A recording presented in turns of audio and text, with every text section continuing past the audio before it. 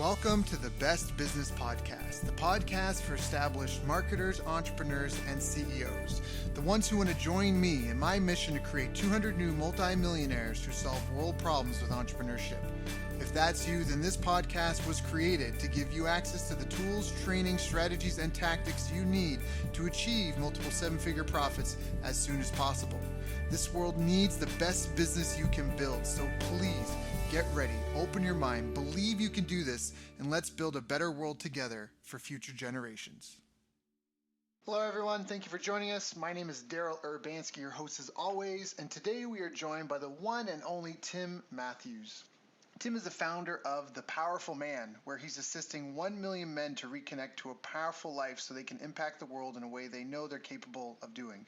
He is a men's empowerment coach, speaker, and soon-to-be author. He is the creator of the Activation Method, and he is a master at helping people to unleash themselves from the patterns of self-sabotage and negative self-talk. I've asked him to join us today to discuss some of the things which hold men back and what we can do about it. So Tim, thank you for joining us, my friend. How are you doing? I am amazing. Thank you very much. It's an absolute honor to be here. I've been looking forward to this for quite some weeks now. I know we've had some back and forth trying to get it to work and tech issues and all that, but we're here. We're making it happen. Appreciate that. You're dialing in from London. Now, it's kind of an interesting niche that you're in. It's an interesting position that you've got. So there's no classes in school on how to be a powerful man. So how did you even kind of get started down this path? What's kind of started to lead you to where you are today?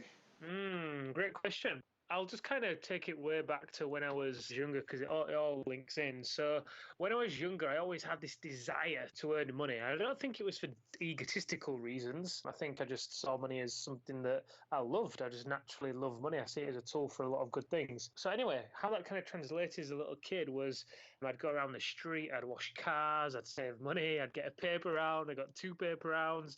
I'd get a local job in somewhere called Halfords, which was like a car accessories place. I'd work overtime. It just really translated into hard work. And then when I left university, I stumbled into personal training. And I was working for one of the UK's largest health club chains at the time called Virgin Active. And I could see that they didn't provide anything for pregnant women. There were all these pregnant women that were coming into the gym, but there was nothing there for them to do. And when they'd given birth, again, there was nothing there either. They could go on the treadmill or they could go on the cross trainer, but there was so much more that they could be doing for the good of them, for the good of the baby, everything. So I came up with an idea and approached Virgin with it, and they were like, yeah, cool, see what the members say, and if the members want it, then let's make it happen. So that's what I did. Asked the members, they loved it, and at that point, I was like, I can either do this for Virgin or I can do it for myself. Right. And I was looking online. There was no real source of information about what to do during and after pregnancy. So I just thought, fuck it. I'll go ahead and do it for myself. I was 23 at the time. And that's when we started Fitness for Mum. And we had Fitness for Mum for 7 years. And it got to summer of 2014, so August of 2014. And I met one of my good friends at the time called Tom Crawshaw, and he was working his business online. He was working it from anywhere in the world, working fewer hours, impacting more people, more money, all those things. It was really the evidence of what I knew was possible. Right. And what I'd been holding back from as well, because I was very much bought into success being someday versus today. And the entire time I'd been growing Fitness for Mum, I was just putting out fires. We had a fitness franchise which went from the south of the UK to the north. By this point, the service had come full circle and we'd actually pitched something to license to Virgin. But when I met Tom, it was really the moment for me to look at my entire life, because my entire life was a story of just stress, struggle, and sacrifice. It really was. And I'd been ignoring it. I'd been ignoring my gut instinct every step of the way, if I'm honest. And when I met Tom, it really triggered me to look at what I had been creating and look at why I was in this pattern of stress, struggle, and sacrifice. I was in a relationship that was toxic. I proposed, we bought a house, we'd booked a wedding, all when it didn't feel right. I was in business deals when they didn't feel right. I was getting robbed of tens of thousands of dollars, all because I just believed that, I had to latch on to other people. I'd spent so much money investing in the external things. It was just, my life was just chaos. I'd never understood the term enjoy the journey, because You know, I was working 15, 16, 17-hour days with the office, with the staff, and I was just like, oh. So anyway, when I looked into this pattern, I found out that it all started when I was about 7 years old. And when I was younger, I didn't really get to see my dad a great deal during the week because he worked a lot. So on a weekend, we used to go up to the local field and we'd play football. And one week I was playing in a local primary school match and I scored 4 goals and I was like, oh, yes, I can't wait to get home. My team is proud of me. And this was a real big moment for me because in my household, it was very much a case of you be your father and wait till your father gets those kind of things. And I never wanted to do my dad proud, of course, like we all do as young men. So anyway, I wait for him to get home. He got in, went upstairs, got a shower, come down, grabbed a beer, sat in his chair like all dads do. All dads have a chair, don't they? Yep. I went to go tell him about these goals, and I got through like the first goal, and I didn't even get through the second one. He was just making this gesture just to move me to the side. And I can remember feeling this massive heaviness because this was my moment. This was my moment that I thought was going to make me a man, you know, he was going to be proud of me. It was going to be really a pivotal moment. It took a lot for me to share this because I just never felt like my voice really could be expressed. And when he did that hand gesture, I was just like, oh, what do I have to do? Like, I just didn't feel good enough. And then I looked for ways to prove that pattern right my entire life. My sister, who's 7 years older than me, she went traveling when she was 18. I was 11. I took on that was that she didn't want to be around me. I got girlfriends and I cheated on them because I put my self-worth on being able to pull girls. I took too many drugs. I almost died from taking too many drugs one night because I wanted to people please, I wanted to fit in. And this led to this August of 2014. I was in this relationship that didn't feel right, but I was scared of leaving because I didn't believe anybody else would want me. So I proposed. We booked a wedding. We bought the house. I was in that business deal. It all led to this one point. And my mum and dad were about to put £15,000 down on the wedding, which they would never have got back. And I just knew that I could not continue down this path any longer. So I set about the journey of just cutting it all off. I cancelled the wedding. I ended the relationship. I got rid of the office. I got rid of all the franchisees. I got out of the business deals. I just started to do life my way for the first time ever.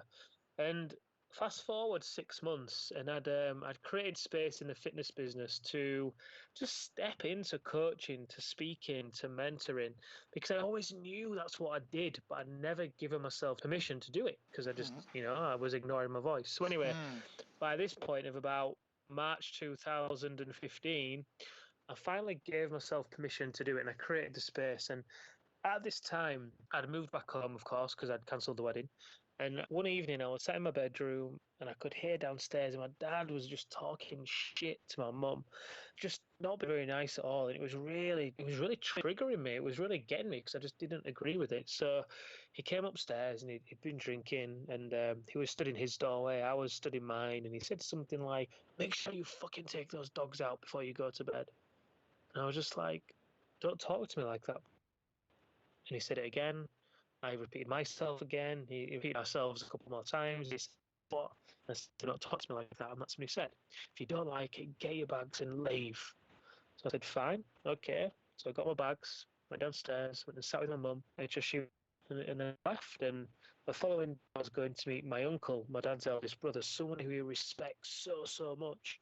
And at that point, I just told my uncle exactly how my dad was with me, with my sister, with my mum. I got my sister on the phone. I had her confess thing. I got my mum on the phone. I had her confess everything. And I really brought light to the entire situation. And my uncle was just like gobsmacked by it.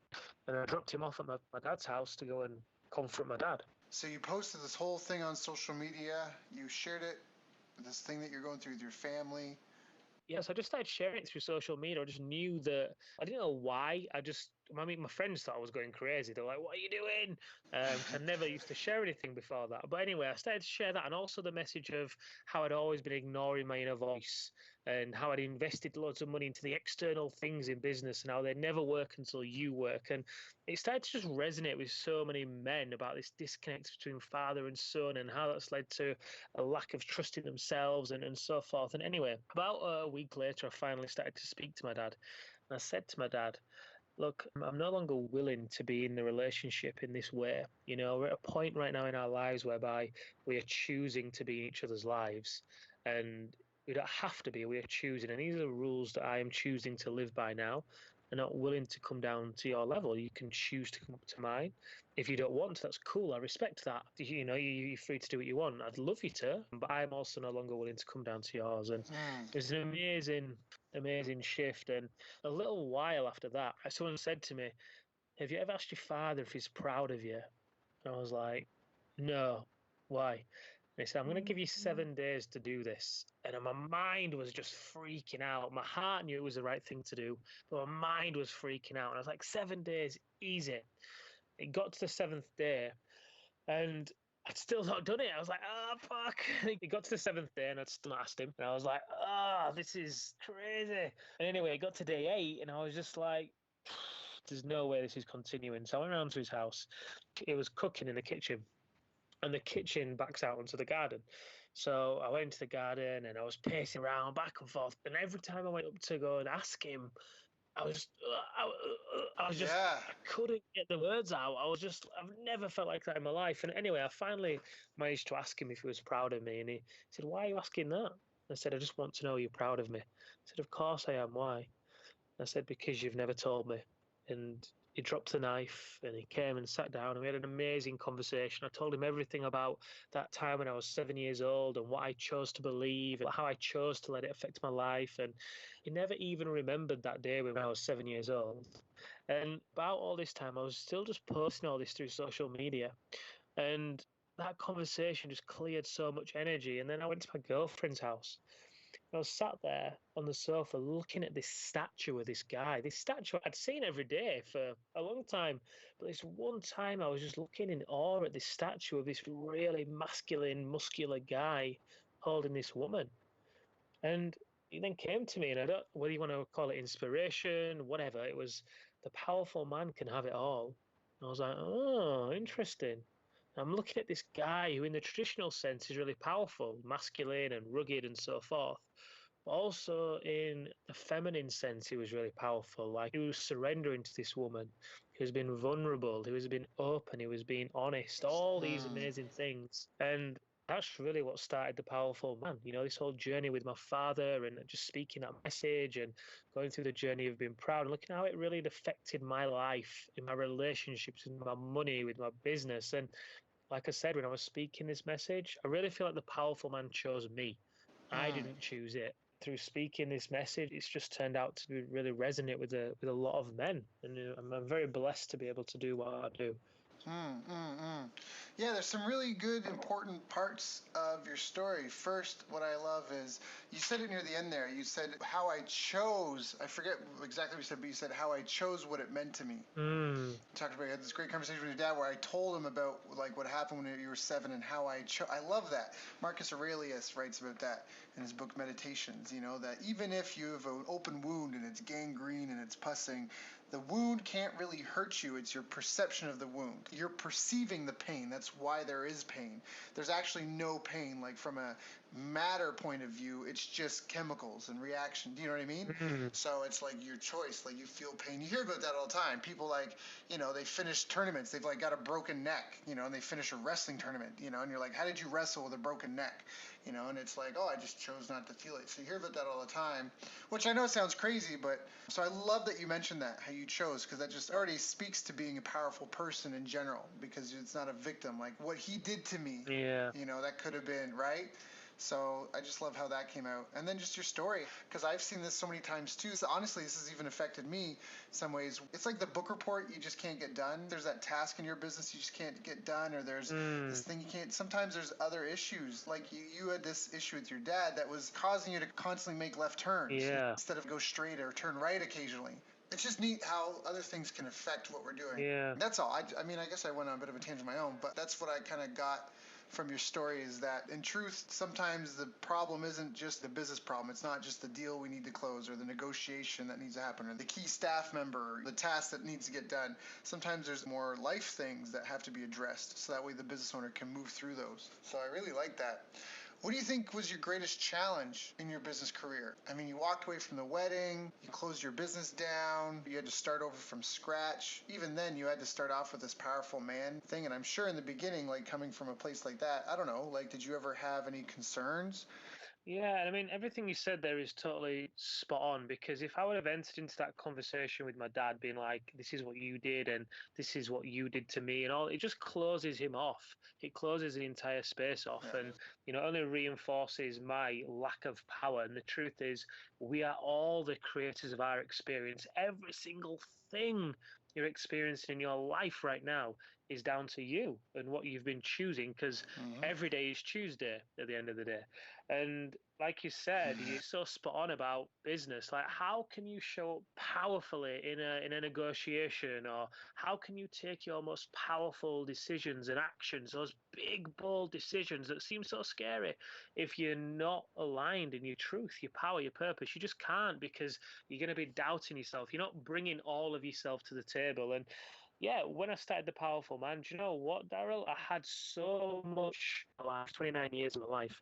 I'd been looking outside of myself for the answer. And you know what? The result from that was just so far away from what I knew I was capable and worthy of receiving. So when I did start The Powerful Man, I just chose to do it my way for the first time ever. I just followed my feeling and was governed by what felt right. And as a result, we were very fortunate enough to be able to generate $280,000 in sales in under 5 months without a website, without testimonials, without any paid traffic. All the things that Hmm. people tell you, quote unquote, that you need.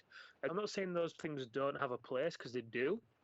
But for me, so I'll be honest. So when I started a Powerful Man and we were speaking a message, I wanted to do a webinar. I felt the pull to do a webinar, and I was like, okay, well, I'm gonna get the website up. I'm gonna do some Facebook ads. I'm gonna do the webinar. And I started doing it. I was like, what the fuck? This is just not my zone. And I was just putting myself back in that space that was in Fitness for Mum by focusing on the external. And I was like, fuck it. I'm gonna do a webinar. I'm gonna do it in a week's time. I'm gonna just fill it organically and I'm just going to see what happens. So that's what I did. I was Hmm. speaking my message. I had 49 people register for the webinar. Half of them turned up. 80% of them watched it until the end, and then 80% of them booked a call. And from that, we filled our first program, and then we filled another and another and another. Hmm. So that was all from allowing myself to do it my way, speak my message and my truth, because my belief for you, Daryl, for myself, for everyone that's listening, that vision you see for yourself in your head, that is your truth. That has Hmm. already happened. It's whether or not you choose to allow it into your experience, whether or not you choose to allow yourself to align to the feelings, the thoughts, the language, the actions of that person now. We are taught to believe that we can't feel those feelings of true success, quote unquote, until we have the external validation. Until you've passed the exam, you're not worthy of the grade. Until you've got a certificate, you're not worthy of this, that, or the other. We're taught in our whole society that it's only when the external's there that you have the validation, permission to fit with. What a lot of us do, and what I did, is we'll get the inspiration, we'll feel it, it'll feel right, and then we'll think about it, we'll judge it, we'll compare it, we'll rationalize it, and then we'll take action on it maybe a week later or a few days later. But the intensity by which we take the action is far less. Whereas the Bransons, the Einsteins, the Teslas, they feel the inspiration and they allow it to flow through them. They act on it because there is no judgment. There is no good or bad. They're not bound by Hmm. expectation, and this is the space that I did live in because, I was so wanting to fit in. I was so much looking for acceptance and for love outside of myself that I allowed myself to judge myself. I allowed myself to get attached to an outcome or to an expectation because I Hmm. feared it going in a way that proved something to me about myself that I didn't like, i.e., I'm a failure, i.e., it didn't work or whatever. Hmm. The truth is, we are all divinely guided. Life wants you to win. Life wants me to win. It wants you to win, Daryl. It wants everybody to win. There is no such thing as scarcity. Yeah, there is no lack. That's the thing people don't get. There's so much abundance. Perfect example is this phone call. You and I, we didn't have to figure out the technology on how to do a call with each other from across the world. What tools do we need? We didn't have to figure out how to create the program that could record the call. All this stuff was already figured out for us. We literally just had to connect the dots. Do you know what I mean? It's like we got to connect the dots based on the abundance that was already there to make the experience we wanted. Like after this, I'm going to get in my car and I'm going to go to the gym and I'm going to get to enjoy a fitness program that I didn't have to figure out, based on science that I didn't have to prove, driving a vehicle that I didn't have to build. Do you know what I mean? Down roads that I didn't have to pave. Like all this was already done for me, but nobody appreciates that, right? We're like the crest of a Yeah. wave of all the abundance that's happened before us. And so we complain about all the scarcity, but I think it's really, really, really true. Very powerful message. I love when you said every day is Tuesday, because that's true. History and your memories are literally like the wake a boat leaves behind it, and the wake just fades into the ocean or the lake, and so your memories, they don't really drive your life. What drives your life is the moment you're in today and the decisions that you make, and so Yeah. every day is Tuesday.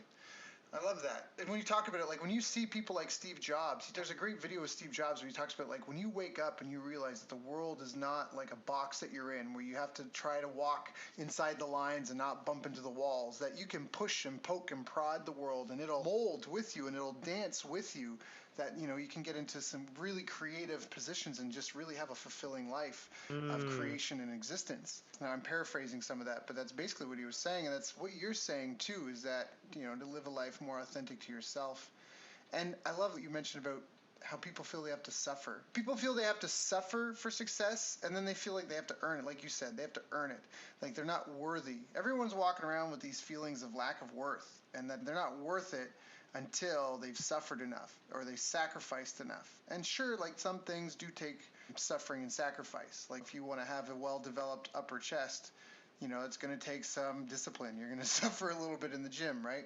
But it doesn't have to be. It's not always the case. Easier is frictionless success, better results with less effort because they just don't believe it's possible. So Tim, let me ask you this. What is the greatest mistakes you see your clients and entrepreneurs making? What are the kind of most common patterns and habits you see that people have that are really holding them back? At the minute, I would say, because obviously we work with men, and I would say it's the outdated or even unconscious definitions of what being a man means to them. That definition that they're buying into, one of emotions being weakness, one of, you can't be angry because it's going to scare people. You can't show off because it's going to make people feel bad. You can't cry because it's weakness.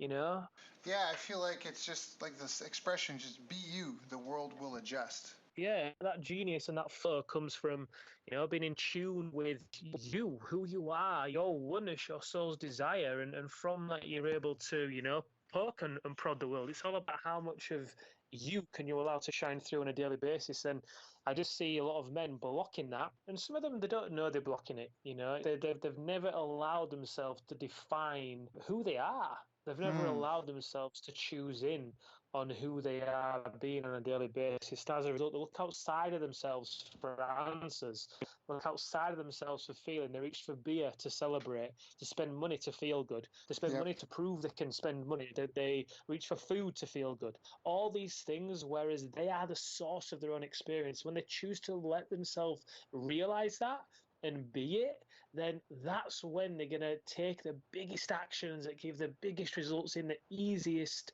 way for them, for their customers, for the world. It's an amazing space that you get to live in when you're really tapped into your genius and you're letting it rise and thrive in every area of your life, without the judgment, without the attachment, without the expectation, And the realizing that assumptions. you are every single thing that you could ever need in this exact moment. You don't need fixing. You're not broken. None of those things. It's just a case of taking that mask off and allowing your true self to shine. Right. I love that. I love that so much because it really does speak to just being authentic with yourself. And it reminded me of this abbreviated list on the top regrets of the dying. And I think it kind of fits in here because we were talking about like people being afraid to express their true selves. So they surveyed all these nurses who had worked years in palliative care, which is basically when people are on their way out and they're just kind of waiting, for the end to come. And they came up with 5 top regrets that everyone has on their deathbed, if they have regrets. Not everyone has one, but if they do, it's one of these 5 usually. And the first one is, I wish I had the courage to live a life true to myself, not the life others expected of me. That's a big one. The Wow. next one is, I wish I hadn't worked so hard. And I think that means like work, like doing something that feels laborious, not, not Yeah, being yeah. active or busy, but working on something that feels like work. The third one is, I wish I had the courage to express my feelings. The Wow. fourth one is, I wish I had stayed in touch with my friends. And the last one is, I wish I had let myself be happier. Yeah, big one. We put so many, especially as men, we often repeat a pattern of create, conquer next, you know? Hmm. We're often running out of a desire to prove things. And that means that in terms of business, we don't often let ourselves feel the happiness that we're so worthy of receiving. We've got these unconscious stories, Yep. desires, needs to prove ourselves, to compete with other men and compete with other people, to be the best, and all these things. And the truth is, like we were just saying, Daryl, there's so much abundance. There is no competition. Yeah. There is zero competition. There's so much available to us all if we choose to allow it in, if we choose to allow ourselves to be all that we know we already are. I agree. I agree wholeheartedly. If people don't know Alan Watts, I love Alan. I've studied a lot of the different world's religions. I'm a huge fan of Alan. I feel like he not only did it bigger, better than me, but he just went way deeper. But we still kind of have the same end results or similar opinions, anyways. And he has this great, it's called The Dream of Life. And he talks about, just think about this, not trying to convince you or anything, but just think about it as an idea of life to play with. And so just imagine that you had the power to dream 75 years of life every night when you went to sleep. You had the power to dream 75 years of life, or 100 years, or however many years you wish. And when you first discover this, you'd play with it. And in the beginning, you'd have all these full lives of all the pleasures you could imagine, right? It'd be nothing but just worlds of bliss and whatever you want, chocolate or drugs or women or whatever, right?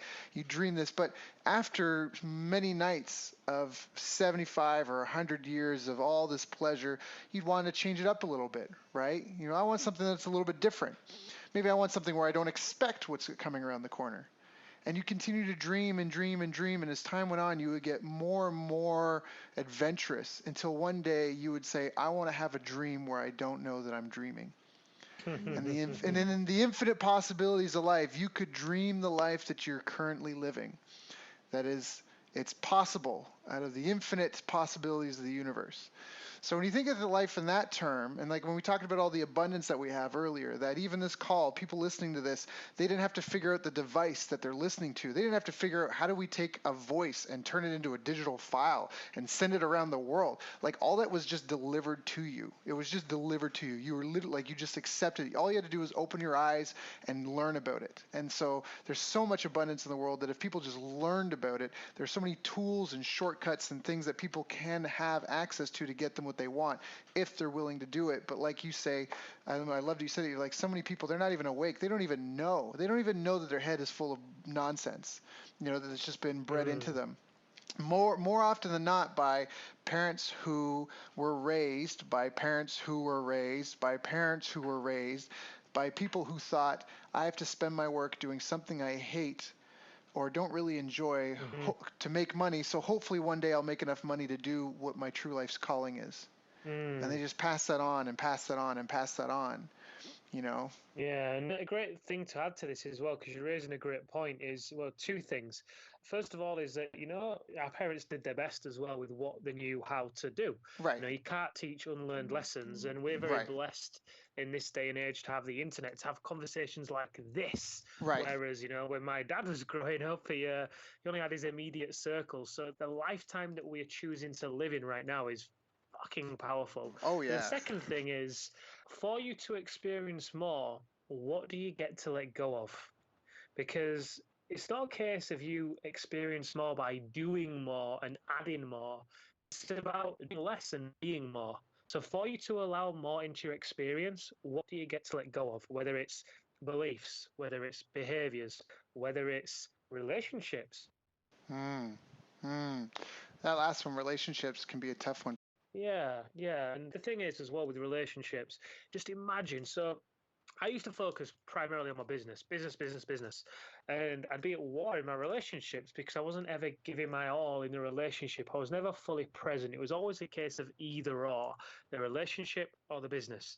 business or the relationships, I was fighting myself because when I was even showing up there, I wasn't fully giving my all. And the truth is, in all our relationships, our intimate ones, our friendships, our family ones, people are dying to feel you, Hmm. dying to feel the connection from you. But we are scared often of being vulnerable. We're scared of really revealing our true selves because your relationships are such an amazing Hmm. avenue for you to really access your creative powers. Because you think about this, if you were fully showing up in your relationship, able to be fully vulnerable, able to give all the love that's inside of you, able to receive all the love that people are giving you, really just filling up on life in your relationship. What kind of creative power do you think you'd then access in your business? Because you'd be feeling like you're on fire. You'd be so light. You'd be so happy. You'd be so abundant. You'd be so joyful. You know, these fears of comparison, these fears of rejection, all these things, they're not going to be there because Hmm. you're able to take such better action that's way more aligned to your truth because 1 unit of aligned action is worth 10 units of busy action.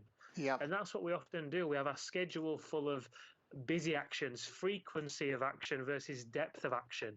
So your relationships are an amazing mirror to see where you are holding back and why Hmm. you are holding back and what triggers you as well. You know, maybe you've got a family member that triggers you, that makes you feel a certain way. And the truth is, if you're seeing something in somebody else, the only way you can see that is if it exists within you.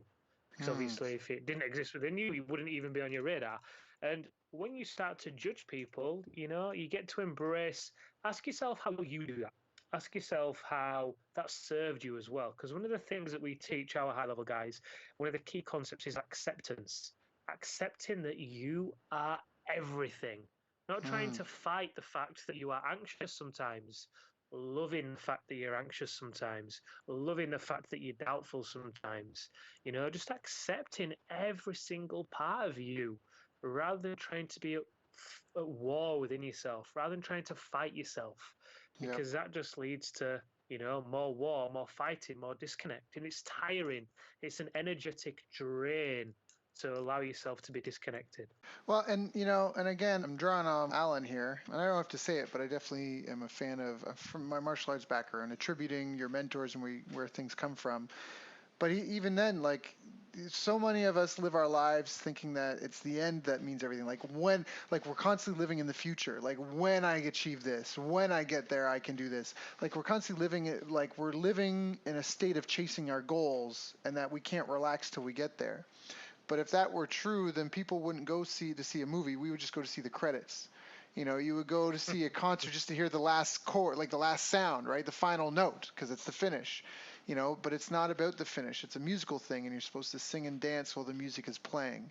And so when that's what I hear when you talk about, loving everything about yourself, the anxiety, the ups, the downs, the goods, the bads, that's just embracing that, wow, this is life, and not necessarily hating or Mm. dreading it, but being an observer of it. Because I think that's part of it too. If you're so like enthralled and caught up in the trivia of your life, everyone's got trivia. You know what I mean? I wrote down a phrase. You said depth and action. Like, I love, that's a powerful phrase for me, because I'm all about that. I might only get 4 things done today, but I bet you those 4 things will move the needle. Do you know what I mean? As opposed to just being running around, screwing around, and active all day. So I really like that term, that depth and action. So, Tim, what was that quote? You said a quote earlier today. It was success tomorrow, not today. Something like that. Yeah, so I was saying that I always used to live for someday and not today.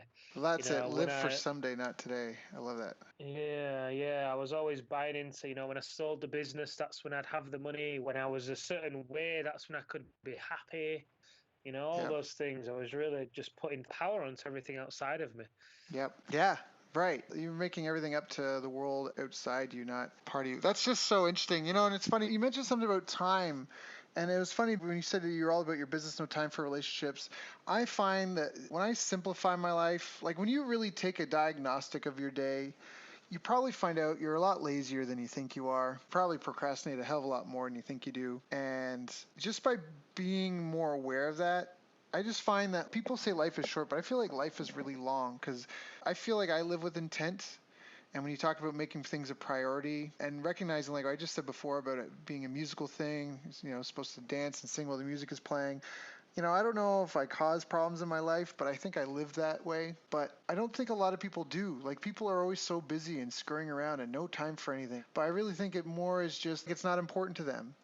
Like I cut out TV, things like that. Like the biggest one I had recently was I shut off Facebook notifications on my cell phone because Mm, I've got a huge following and I just get pings and you ignore most of them, but you pick up your phone and then you look away from what you're doing. So now I don't get any pop-ups. Like I get if you send me a message, but even that I'm thinking of shutting off because when people call my phone, I did that a long time ago, like my phone never rings. My cell phone, the ringer is always off. Unless I have a scheduled call mm, with you, you're basically going to go to voicemail because the phone is supposed to be my tool. It's not supposed to be a tool over me.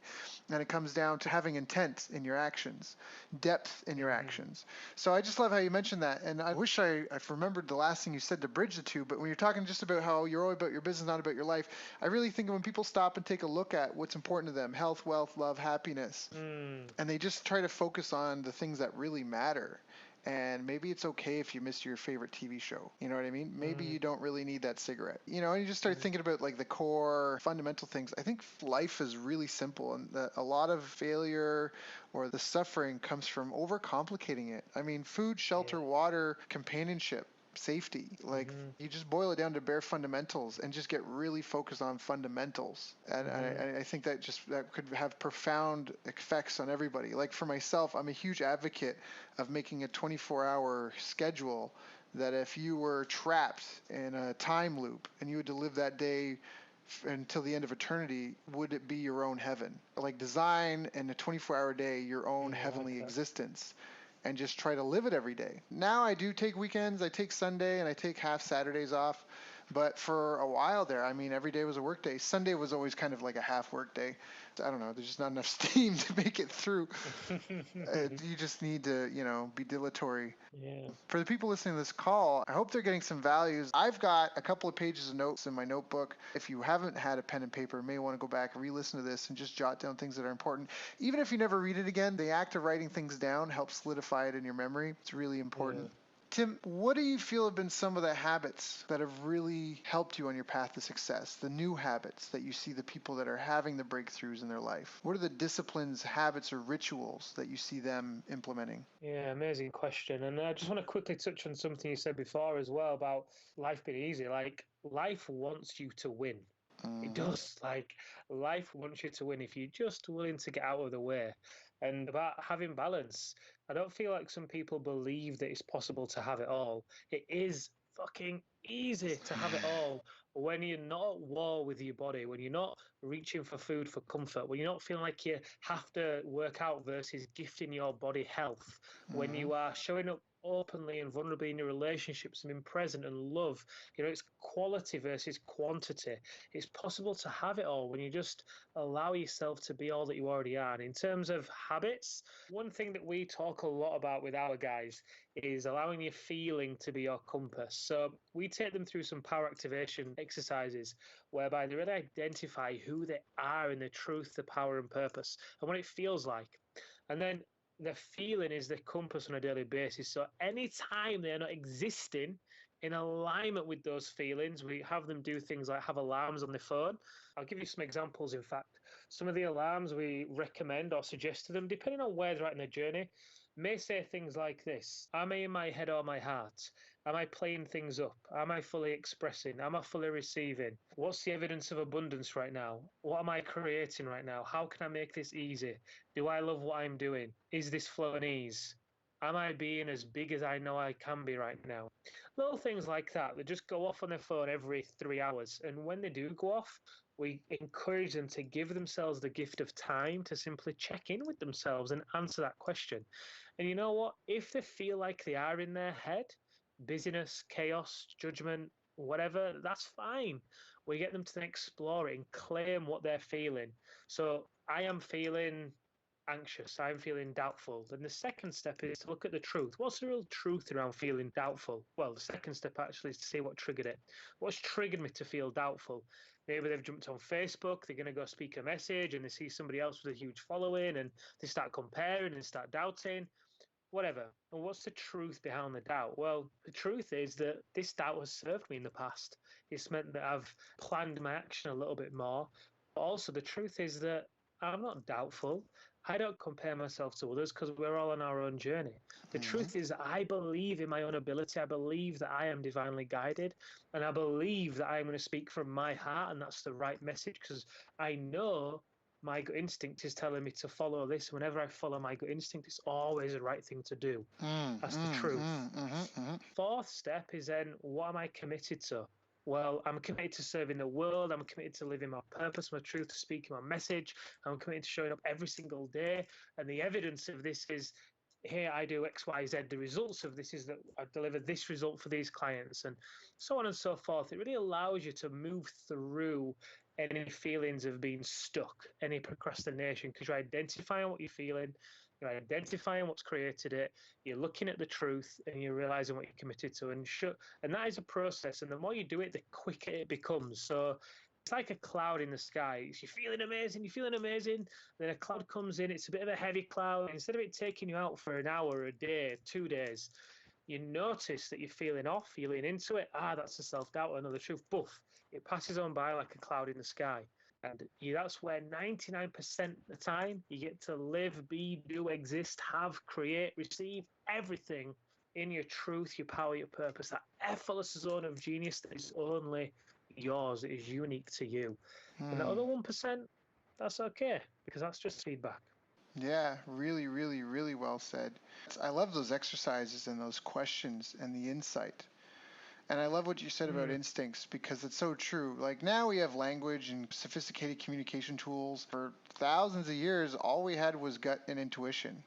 And even if your gut and intuition is wrong, failure is like a beast that feeds on failure before it gives you steps out of the way and gives you success. You never know how many failures it's going to take to feed the beast.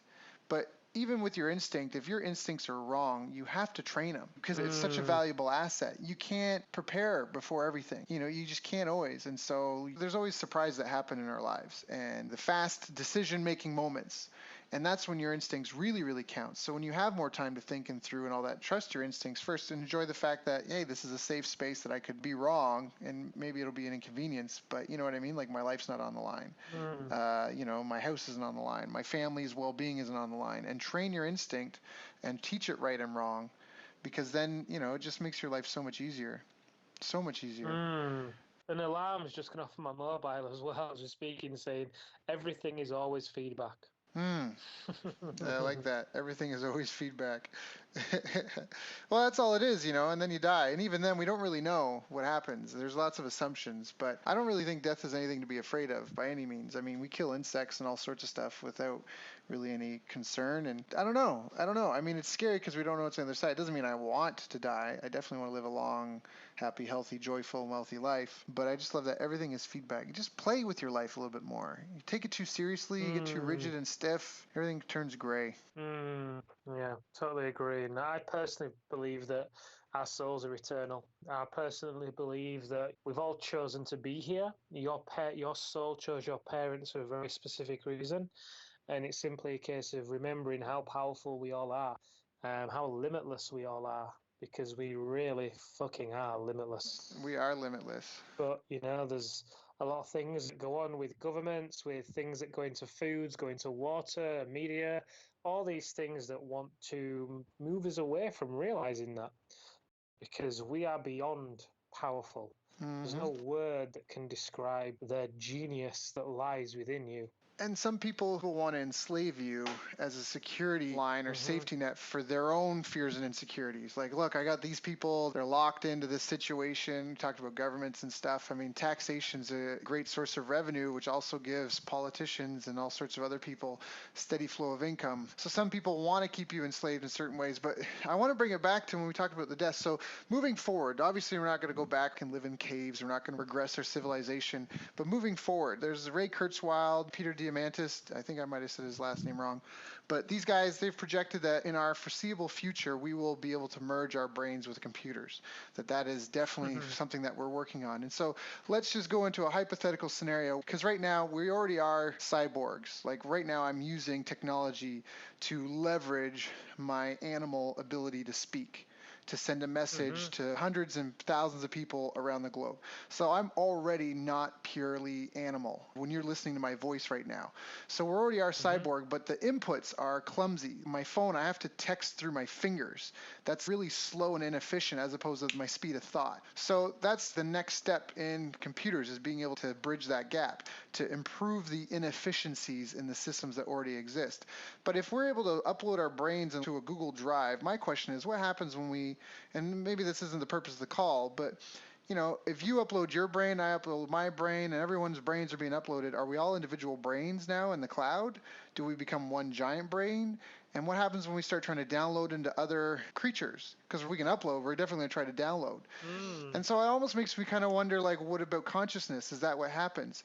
Again, going to Alan Watts, your life is to the universe what a wave is to the ocean. All the waves in the ocean are all happening simultaneously all over the planet all at once. And that's our consciousness. That's your life. Your life is one wave. I'm one wave. Right now, we are together moving through time, through different experiences. But it's kind of a unique thing when you think about that. Like, what happens when our wave crashes? Do we return to the ocean and come back? I mean, the people have perceptions of heaven and hell, and there's all these different gods.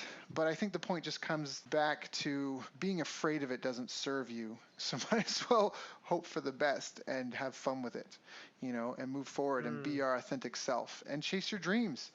Yeah. Denzel Washington has a great talk where he says that itch that you have, that passion you have to do that thing, that's God's proof to you that it's meant for you, that it's already yours. You just have to step up and claim it. I'm spiritual, not religious, but we're using the word God here.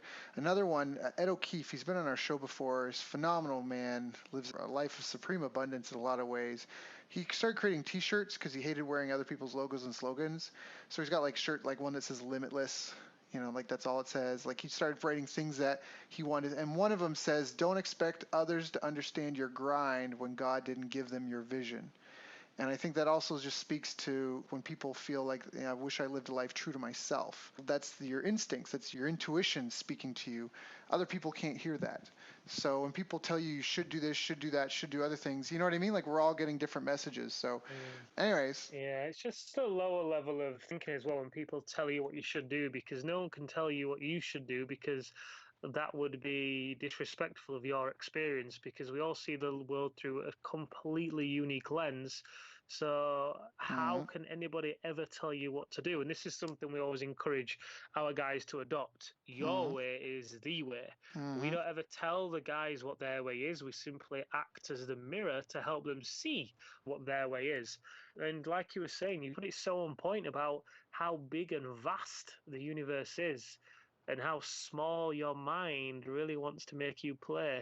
If you yeah, really just realize how inconsequential your mind is and encourage yourself to invite yourself to lose your mind, yep, what would life look like if your mind was really something that you didn't buy into? There was no parameters, there is no box to think outside.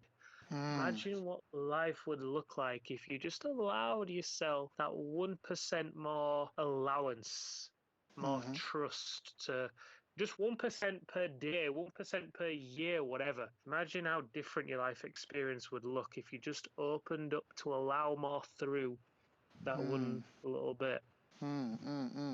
Great conversation, great topics, really empowering for a lot of people. Tim, I really appreciate your time today. Is there anything that I haven't asked you that I should have asked you? No, I don't think there is, my friend. It's been an absolute pleasure, and it's been perfect in so many ways. And I've just loved being able to deliver this value. And, you've delivered so much value to me as well through the course of the conversation. So thank you. Well, thank you. It takes two to tango. So I really just hope the listeners get the most value. I mean, that's why I do this, right? Mm. So this is what it's about. It's about creating more abundance and just enjoying it and embracing it and trying to raise more people's levels up, because when you figure something else out, like say for running, if you figure out how to run, but you run faster than everybody you know, and you love running, I think you start to develop a passion for helping people learn how to run so you don't have to run alone all the time. So Nice. I think part of it is really to help bring the level of everybody up, because it's just a great Yeah. party, and Doesn't necessarily mean that you or I have everything figured out by any means. Everyone's on their own individual paths. But no, I just appreciate you being here. I think, like me, you just want to be of value to the world. You want to help make a difference. And I think we can emphasize, because we've all been in good spots and bad spots and had ups and downs. So if any of this helps people either avoid that or shorten the gap between where they are now and where they want to be, or just live a day-to-day life of more fulfillment, I think, it's just time well spent, because that's another thing. We talk about abundance. We did this call, and you and I are both giving freely and as much as we could possibly. And thankfully, to the abundance of the universe that we have, it will live in perpetuity online. It'll always be there for somebody. And maybe in a few years, my show won't be promoted so much, and it'll just sit there, and then only a couple of people a month will hear it. But, it'll still, you know what I mean? Like, there's still the people that'll stumble across it, that'll find it, that'll hear it, that'll be inspired by it, whose lives may be changed from it. So. Yeah, I feel the same. And so for any of these people that do stumble across the call or listen to the call and do feel passion for it or do feel that it resonates with them, if they want to connect with you and get involved, what are some of the best ways to reach out?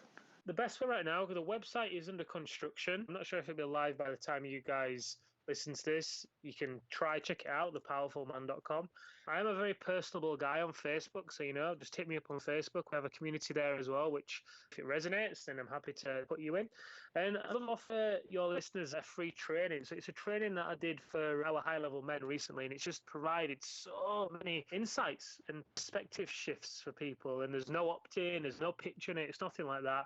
It's pure value. So, if that does resonate with you, you do feel the pull, then I suggest you just hit me up through Facebook, and either myself or one of my team will be able to give you the access to that. I think it's on Vimeo right now. And yeah, however I can be of assistance to you guys. We do have group coaching programs. We are running events. The next one's in the Himalayas in March for 8 days. We're leading a group of 6 men into the Himalayas to release all that isn't and embody all that is. And I do work with a small group of high-level men. So if you are looking for further support, maybe there's possibilities there as well. But first point of call, I'd suggest reaching out. Okay. And so that's Tim Matthews, TIMMATTHEWS. Do you have a fan page or anything, or is it just you personally? Or do we look up The Powerful Man? Yeah, we do have a fan page, The Powerful Man. We tend to do things more organically. I mean, I love to get to know people more. I love it to be more personable. So, even if you do go to the fan page and you want to shoot me a message through there, cool. I'm sure myself or one of my team will pick it up. And I think there's quite a lot of Tim Matthews is on Facebook. So, but I'm sure I'll pop up because you'll see the whole Powerful Man logo and everything. Yeah. So put Tim Matthews in there, The Powerful Man. Either find him through his fan page or through the people search, or check out thepowerfulman.com, which will be online and up and running soon. So, Tim, thank you so much for your time today. Thank you for sharing. It was an effort for us. It wasn't an effort. It just was a dance that we had to do to make this call happen. Yeah, it was. But we did it, man. You're good. Yeah. So thank you. Appreciate that. Thank you for providing the space. Yeah, well, again, it's really for the listeners. And I think that if a woman's listening to this, you can apply some of these lessons to you. I just know for myself, just as a man in my journey, my struggles, I think these are conversations that need to be had, because sometimes we don't have the best role models, or sometimes society isn't really doing us a service. So again, thank you, Tim. I appreciate your time, appreciate you sharing, appreciate your vulnerability. And if there's anything I can do, just let me know. Thank you, my friend. It's been an absolute pleasure. You've reached the end of our interview. Now, first, let me thank you for listening. I appreciate and respect you more than you'll ever know. And now I'd like to ask you a couple of questions. First, what 3 lessons did you just learn? What 3 aha moments just jumped out at you? Second, what can you implement for yourself and your business in the next 24 hours? Third, what can you give to someone else to help you with, or give to them to just do it for you? Whatever it is, remember, taking action is the secret sauce to results. Now, if you think this interview would be helpful for a friend, please give them a link to it. It'll help them and it'll help me too. I'd also like to invite you to help me find out more about the challenges you're facing, your dreams, your goals, and how I can help you overcome what's holding you back. We both do better when we know better, and your success is my success. So please reach out and interact. You can visit our website, bestbusinesscoach.ca for Canada or California, where I'm from and where I'm living. You're welcome to also try out one of our paid programs. You can find us on YouTube, Facebook, and pretty much every other social media channel you can think of. You should also subscribe to the podcast, and if you're enjoying them, please leave us a nice review. It really helps. That's all for now. Once again, thank you. Take care of yourself, and remember, the world needs the best business you can build. And I believe in you.